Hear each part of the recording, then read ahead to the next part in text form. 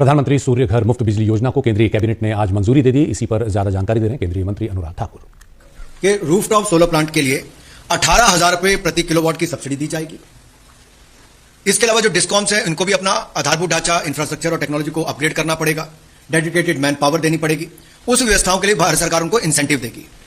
Commercial अथवा industrial sector के लिए भी जो रूफटॉप सोलर है उसको प्रमोट करने के लिए नेशनल पोर्टल पर सिंगल विंडो क्लियरेंस का प्रावधान किया जाएगा। यह सुविधा मिलेगी और एमएसएमई जो हमारा लघु सूक्ष्म उद्योग है उसको कम ब्याज पर फाइनेंस प्रोडक्ट को बैंकों के द्वारा उपलब्ध करवाया जाएगा। हर जिले में एक मॉडल सोलर विलेज बनाया जाएगा, यानी कि वहां पे घरों की छतों के ऊपर ये सोलर रूफटॉप सोलर प्लांट लगे होंगे। इसी तरह से ही रिन्यूएबल एनर्जी सर्विस कंपनी रेस्को पर आधारित रूफटॉप सोलर्स के मॉडल को बढ़ावा देने के लिए पेमेंट सिक्योरिटी सुनिश्चित करने के लिए डेडिकेटेड फंड भी बनाया जाएगा। अब इसमें कहीं अर्बन लोकल बॉडीज और हमारी जो पंचायती राज संस्थाएं वो ना रह जाएं, वो भी रूफटॉप सोलर प्लांट्स की एग्जीक्यूशन में जो बढ़िया काम करेंगे उनको हम इंसेंटिव देंगे।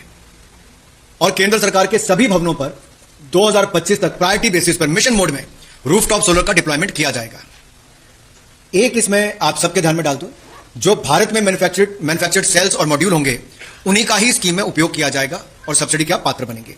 अब इसको 2023-24 से लेकर 2026-27 तक का प्रावधान रखा है और इसमें कुल मिलाकर 75,021 करोड़ रुपया का प्रावधान किया गया है।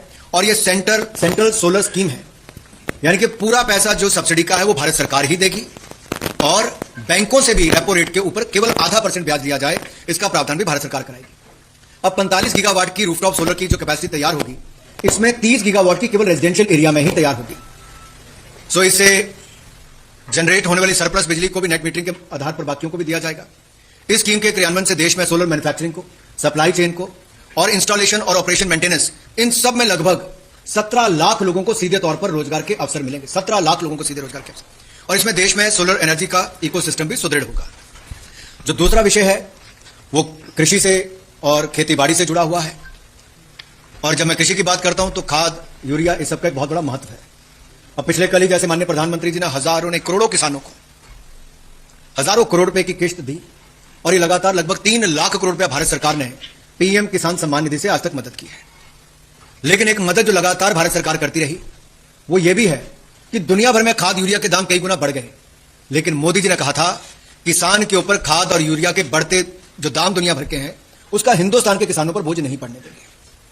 और लाखों करोड़ की सब्सिडी हमने पिछले कुछ सालों में दी।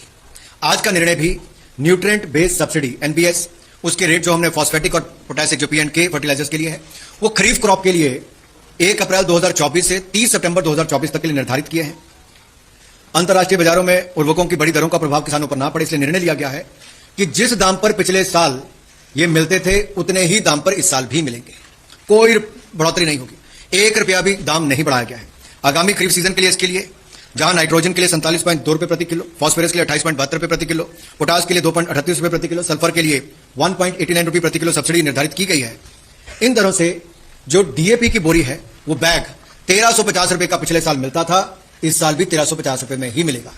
इसी प्रकार से एनपीके 1470 रुपए प्रति बैग और एमओपी 1670 रुपए प्रति बैग मिलता था, यह भी पुरानी दरों से ही मिलता रहेगा। कोई रेट इसमें नहीं बढ़ाया जाएगा।